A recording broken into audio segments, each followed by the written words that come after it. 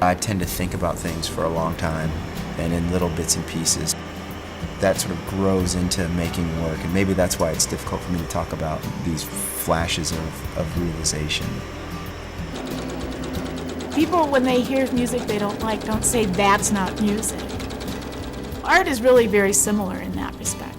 And you don't have to decide whether or not it's art. You can just decide whether or not you like that kind of art.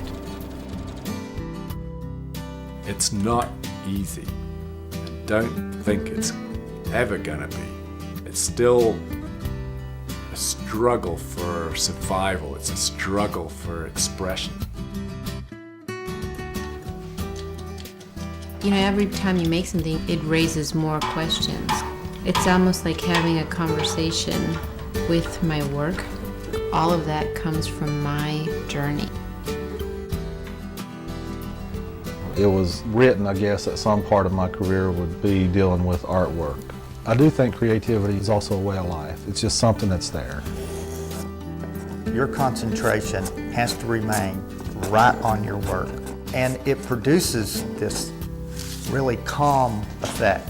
And the feeling that we get from it is almost indescribable.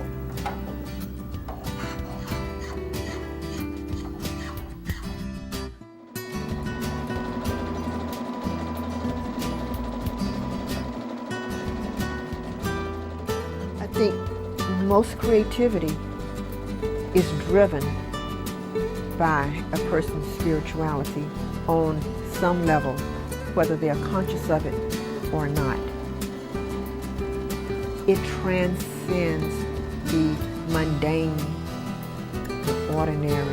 It takes you to a different place, but it's driven, I think, by your spirit.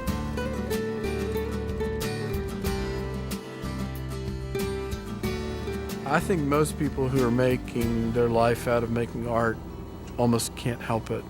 They're just driven to do it. It's not a fixed journey. It's a journey that has some adventure in it when it comes to making. But it's also at the core of why you make art. I mean, why do you make art? Because you have a little bit of faith that this is going to make a difference. You're kind of playing with fire a little bit or walking the line. And so I think that's what kind of keeps the work exciting. There's not much difference between an artist and a scientist. You know, you're trying to define yourself in the universe that you're living in. You just never know what life have in store for you. You know, we are looking for a certain shape, and it's not all the time that basket is going to come out like that.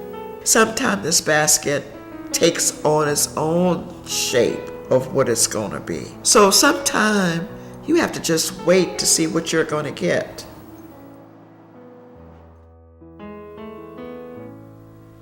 The ideas come from this reservoir of things that have a certain resonance in terms of culture and gender and narrative.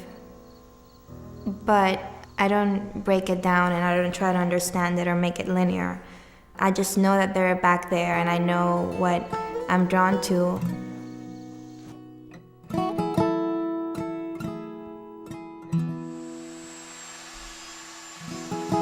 I've had a lot of people tell me that, oh, that tree you've got in the back of your truck, it'd be worth a lot more if you took it to the sawmill. And you know, they don't have any idea what I'm making or anything like that. When I started working on this process, I was at a contemporary art school and I had a chainsaw and I was carving my work out of wood. And it's like, well, wood is a medium. It's not necessarily labeled as craft or art. I mean, so I had those boundaries, and then when working with the chainsaw and making the sculptural forms and refining the way I was having turners and people telling me that, oh, you can't make it that way, you can't do this. You know, I do think that people telling me I can't do something does motivate me. I don't know if it's a good trait or not, but it seems to have brought me a long ways. I went down a different road, not seen by all my friends. coats and ties just never fit, nor all those fancy trends. Then one day it came to me what I would have to do.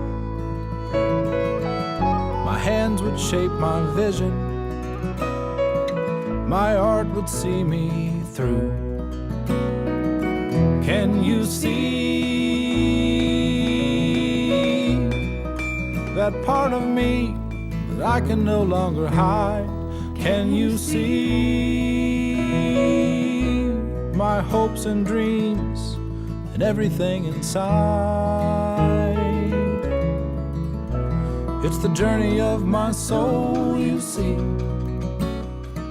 the journey of my soul.